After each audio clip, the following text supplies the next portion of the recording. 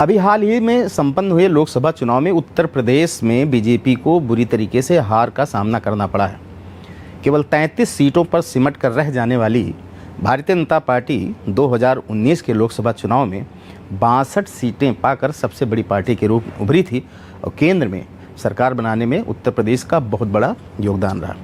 किन कारणों से बीजेपी हारी है, पार्टी इसकी समीक्षा कर रही है। समीक्षा बैठकों का दौर जारी है। प्रदेश के अलग अलग जिलों में समीक्षा बैठकें बुलाई जा रही हैं। हालांकि इन समीक्षा बैठकों में आपस में एक झड़प, दो गुटों का आपस में भिड़ जाना, इसकी भी खबरें लगातार आ रही हैं। सिद्धार्थनगर से भी दो गुट के आपस में भिड़ जाने की खबर, अयोध्या में महंत राजूदास और जिलाधिकारी के बीच में तीखी नोकझोंक, सहारनपुर में लखनपाल के समर्थक और एक क्षत्रिय गुट के बीच में भी संघर्ष की वीडियोज़, और भी कई जगहों पे इस तरीके से दो गुटों में, भाजपा के अंदरूनी दो गुटों में हार के कारणों को लेकर एक दूसरे से छीना झपटी और तनातनी, तीखी नोकझोंक, इसकी भी खबरें आ रही हैं। बहरहाल इन तमाम सारे घटनाओं के बीच में उत्तर प्रदेश भारतीय जनता पार्टी के अध्यक्ष भूपेंद्र चौधरी जी आज दिल्ली में राष्ट्रीय अध्यक्ष जेपी नड्डा के आवास पर उनसे मिले और हार के कारणों को उनसे चर्चा की, उस पर मंथन किया। 3-4 कारण प्रमुख रूप से वहाँ पर बताए गए, जिसके लिए पहला कारण बताया गया कि लोकसभा चुनाव के दौरान अधिकारियों की मनमानी। पहला, अधिकारियों की मनमानी का मामला बहुत पहले से ही चलता आ रहा भारतीय जनता पार्टी में। कार्यकर्ता से लेकर विधायक तक की जो है अधिकारियों की ना सुनने की बात अक्सर जो है चर्चा में आती रही है।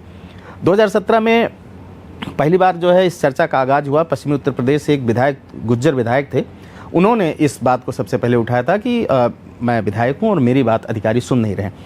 हालांकि उस दौरान भारतीय जनता पार्टी के प्रदेश नेतृत्व पे उंगली उठाना या प्रश्न करना अपनी एक बहुत बड़ी बात थी, टेढ़ी कीर्ति, लेकिन उन्होंने ये साहस करके इस बात को बताया था। उसके बाद लगातार अधिकारियों और भारतीय जनता पार्टी के नेताओं के बीच की खटास जो है वो जाहिर होती रही।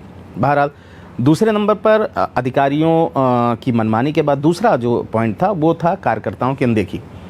कार्यकर्ताओं की अनदेखी के बारे में भी बहुत सारी बातें बीच में आई कि कार्यकर्ताओं को शायद उतनी तरजीह नहीं दी गई जितना शायद वो चाहते। शायद उनकी उनके मेहनत के हिसाब से उनको पारितोषिक या फिर जो है वो तवज्जो नहीं मिल पाई। दूसरा कारण बताया गया। तीसरा कारण ये था कि संविदा भर्तियों में आरक्षण की अनदेखी की गई, जिससे एक बहुत बड़ा वर्ग जो आरक्षण पे, संविदा पे काम कर रहा है, उसका एक असंतोष बताया गया, तीसरा।